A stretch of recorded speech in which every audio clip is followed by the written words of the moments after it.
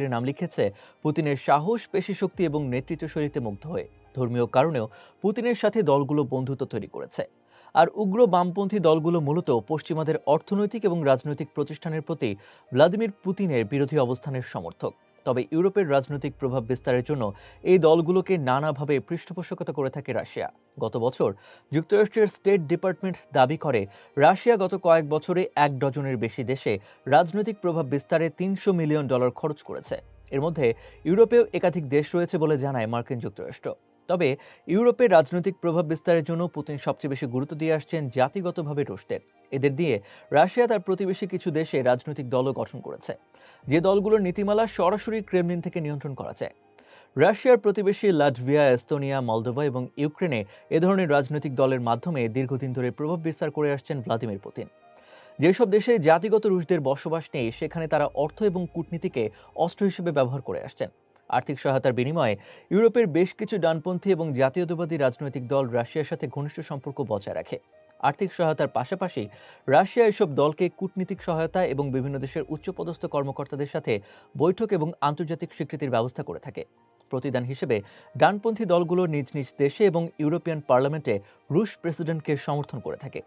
এদের মধ্যে সবচেয়ে ভালো অবস্থানে রয়েছে ফ্রান্সের ন্যাশনাল ফ্রন্ট। দেশটির সর্বশেষ প্রেসিডেন্ট নির্বাচনে দলটির প্রধান ম্যারি লে পন বর্তমান প্রেসিডেন্ট এমানুয়েল ম্যাক্রোর সাথে প্রতিদ্বন্দ্বিতা করেন। নির্বাচনে হারলেও তিনি ৪১% ভোট পেয়েছিলেন। ম্যারি লে পেনের দলের বিরুদ্ধে রুশ অর্থ গ্রহণের অভিযোগ রয়েছে, তবে তিনি একে ঋণ হিসেবে আখ্যা দিয়েছেন।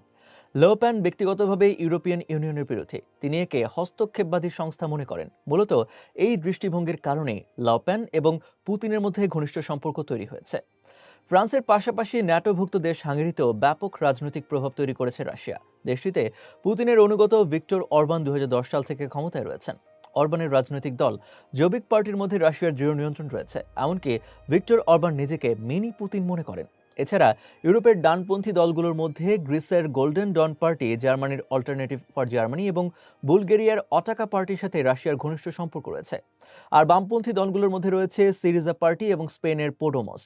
সিরিজা পার্টি এর আগে গ্রিসের ক্ষমতায় ছিল। অন্যদিকে পোডোমস বর্তমানে স্পেনের ক্ষমতায় জোটের অংশীদার। তবে পুতিন শুধু রাজনৈতিক দল পর্যন্তই থেমে থাকেননি। যেসব দেশে তিনি কোনো রাজনৈতিক দলকে নিজের শিবিরে ভেড়াতে পারেননি, সেখানে রুশ অলিগার্কদের মাঠে নামিয়েছেন। তারা ইউরোপের বিভিন্ন দেশের আর্থিক প্রতিষ্ঠানগুলোতে প্রভাব বিস্তার করেছেন।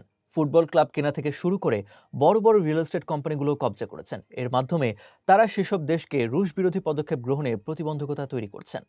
দর্শক, শেষ করছি এখানটায়। ফিরবো আবারও এমন কোনো আন্তর্জাতিক বিষয়ের সাথে। সে পর্যন্ত দেশ বিদেশের সংবাদ পেতে চোখ রাখুন দূরবীন নিউজের পর্দায়। ধন্যবাদ সবাইকে।